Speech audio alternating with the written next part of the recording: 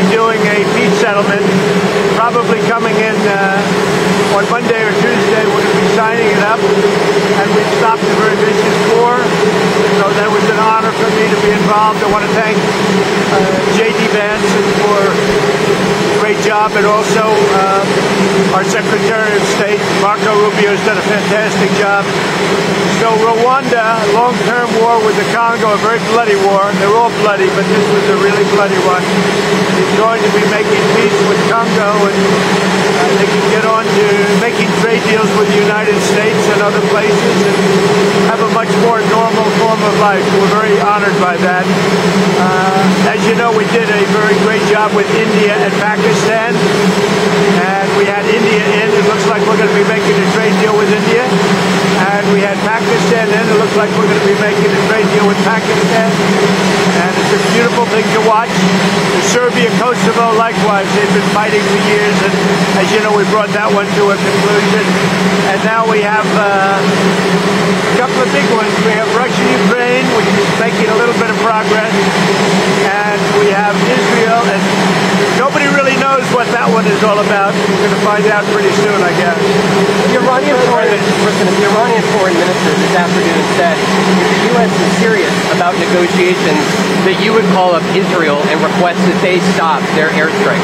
Will you make that request? Well, I think it's very hard to make that request right now. If somebody's winning, it's a little bit harder to do than if somebody's losing. But we're ready, willing, and able, and we've been speaking to Iran, and we'll see what happens. Mr. President, what was the thought process behind 2-week timetable? Just time to see whether or not people come to their senses. President, did the Europeans help at all in talking with the Iranians? They didn't help. No. Iran doesn't want to speak to Europe. They want to speak to us. Europe is not going to be able to help in this. 20 years ago, you were skeptical of a Republican administration that attacked a Middle East country on the idea of questionable intelligence of weapons of mass destruction.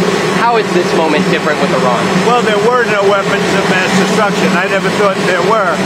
And that was somewhat pre-nuclear. You know, there was a nuclear age, but nothing like it is today.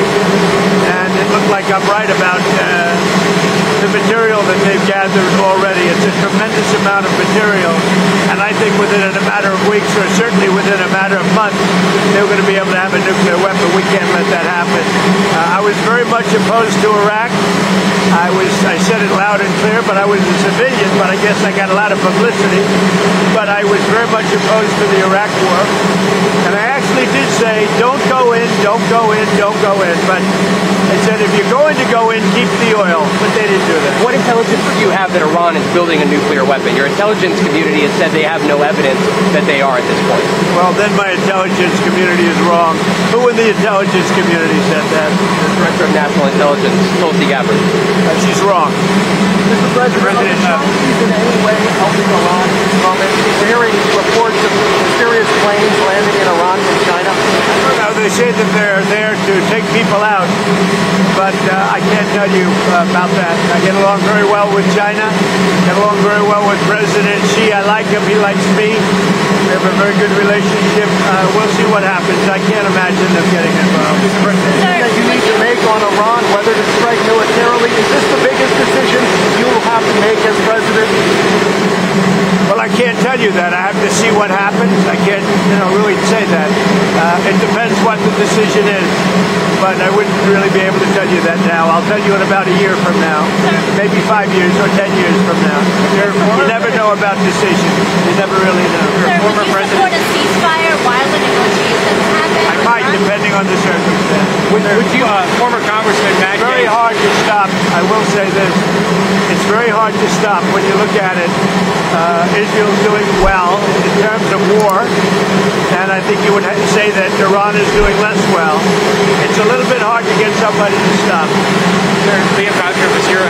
Former Congressman Matt Gaetz threw out an interesting idea suggesting that if you were to broker a deal where nuclear inspectors go into both Israel and Iran, that you could win a Nobel Peace Prize, and they might even rename it the Trump Peace Prize. Did you hear those? What do you think of that? Well, they should give me the Nobel Prize for Rwanda, and if you look to Congo, or you could say Serbia, Kosovo, you could say a lot of them. You could say, the big one is India, and understand. I should have gotten it 4 or 5 times. I should get it for the. I would think the Abraham Accords would be a good one too. But what do you? They won't give me a Nobel Peace Prize because they only give it to liberals. But sending inspectors to have nuclear, or would you support Iran being able to have civilian nuclear energy capabilities up to 3.76%? You know, they're sitting on the top of one of the largest piles of oil in the world. I just don't know why they need that for civilian work. You know, it's one thing for certain countries to say, hey, I want to have a certain amount where I can go nuclear a little bit because we need it for electricity, we need it for air conditioners, etc. But when you're sitting on one of the largest oil piles anywhere in the world, it's a little bit hard to see why you need that. Yeah.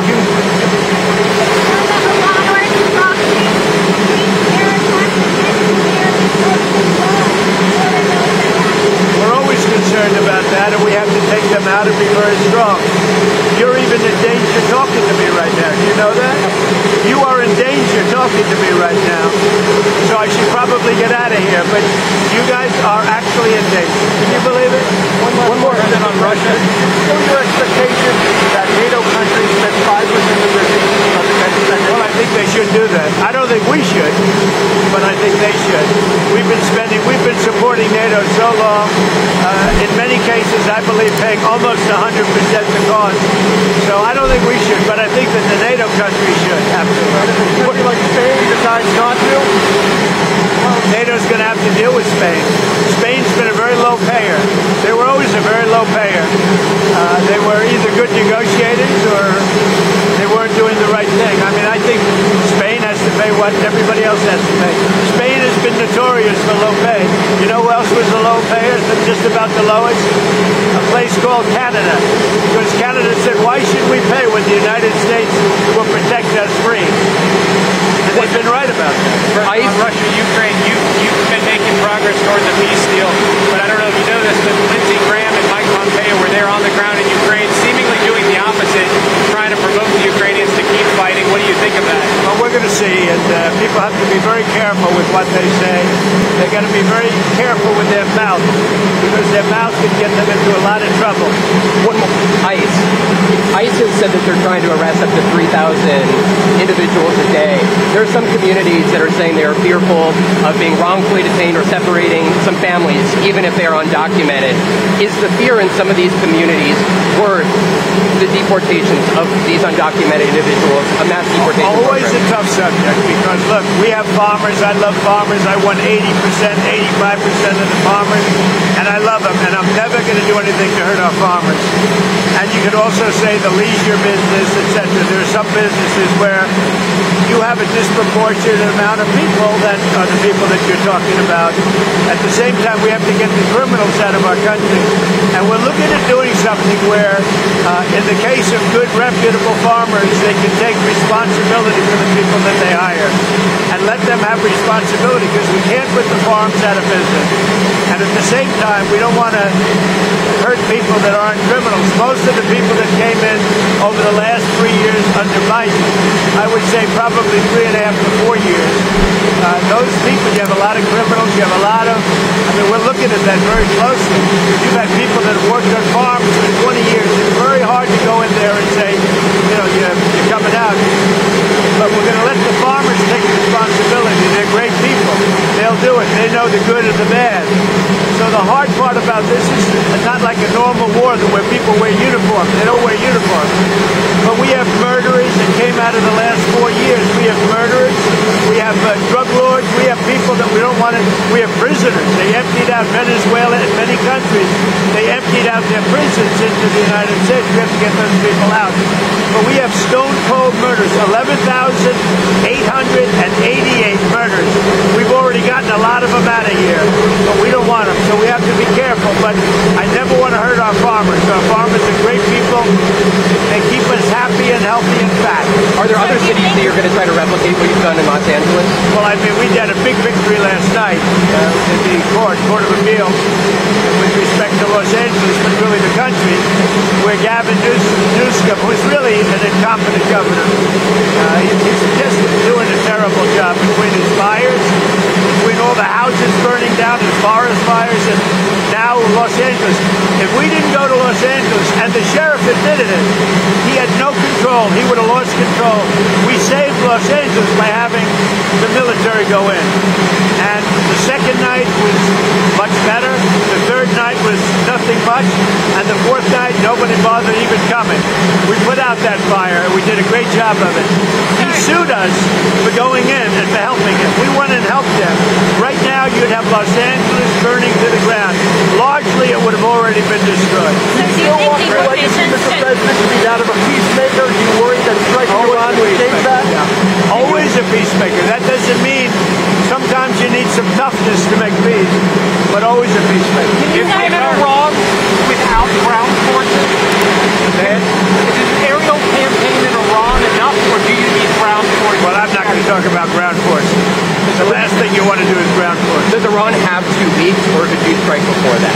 Are you essentially giving them a 2-week Well, timeline? I'm giving them a period of time. We're going to see what that period of time is, but I'm giving them a period of time. And I would say 2 weeks would be the maximum. Mr. President, do you think deportations should focus on criminals or all people who are here illegally? Start focusing on criminals, and that's what we've been focused on. Very bad criminals, dangerous criminals. But Stephen Miller said to go out and arrest every person who's here illegally. He told ICE to arrest everyone who's here illegally. Do you agree with that? Stephen and I have a very good understanding. He's a terrific person. We have a great understanding. President, if there is an attack on U.S. assets, will you promise to conduct a full investigation and make it transparent with the American people before blaming Iran for such an attack? Well, if there's an attack, we'll know almost immediately with modern equipment who made the attack. And those people will be very, very unhappy. Would you Prime share Minister, that? And I want to get you people out of danger. You're in danger standing with me. One more. Prime Minister Netanyahu said that they had the capacity to take out all of Iran's nuclear facilities. So what role would the U.S. be able to play, and why would they, if Israel says that they have all of the ability? Well, I'm not sure he said that, but they really have a very limited capacity. They can break through a little section, but they can't go down very deep. They don't have that capacity. And we'll have to see what happens. Maybe it won't be necessary. Maybe it won't be necessary. Would you like to see Congress pass a bill that bans child transgender surgery? Well, I know they're talking about it, aren't they? We're going to have to see how it comes to me in what form. Certainly, it's been something I've been talking about also. Okay? Thank you. Be careful. Duck. Thank you, everybody. Thank you.